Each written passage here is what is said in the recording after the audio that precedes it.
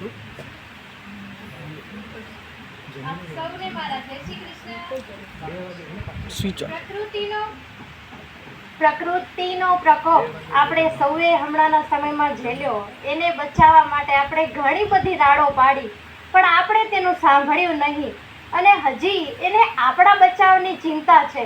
એટલે વૃક્ષો પણ આપણને કંઈક કહે છે, કવિતા રૂપે રજૂ કરીશ।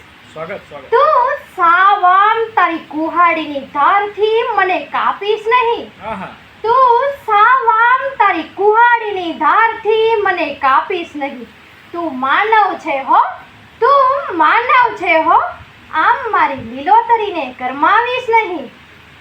તું મારા ફળ ભલે ખા, તું મારા ફળ ભલે ખા, પણ ઠળિયાને ગટરમાં પાડીશ નહીં। પણ ઠળિયાને ગટરમાં પાડીશ નહીં। તું મારા છાંયડાએ ભલે ઝૂલ્યો, તું મારા છાંયડાએ ભલે ઝૂલ્યો, હવે મારી ડાળખીઓને ડગમગાવીશ નહીં। હવે મારી ડાળખીઓને ડગમગાવીશ નહીં। તું મકાન ભલે બનાવ, તું મકાન ભલે બનાવ, પણ એકે ખેતરનો સેઢો બાળીશ નહીં। પણ એકે ખેતરનો સેઢો બાળીશ નહીં।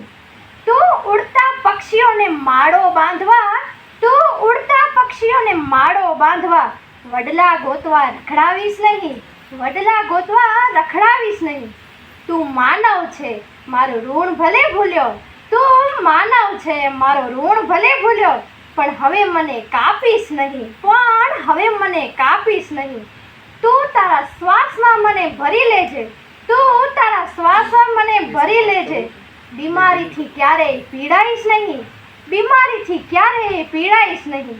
તું વાવી અવગણિત વૃક્ષ, તું વાવી અવગણિત વૃક્ષો, માં ધરતીના આંસુડા પાડીશ નહીં। તું માં ધરતીના આંસુડા પાડીશ નહીં। તું રક્ષણ કરજે વૃક્ષોનું, તું રક્ષણ કરજે વૃક્ષોનું। આવનારી પેઢીને હું ક્યારે બાળીશ નહીં, આવનારી પેઢીને હું ક્યારે બાળીશ નહીં। ખૂબ ખૂબ આભાર। એક્ઝામથી ડાયરેક્ટ આવીશું, જનસાગરભાઈનો ફોન આવ્યો એટલે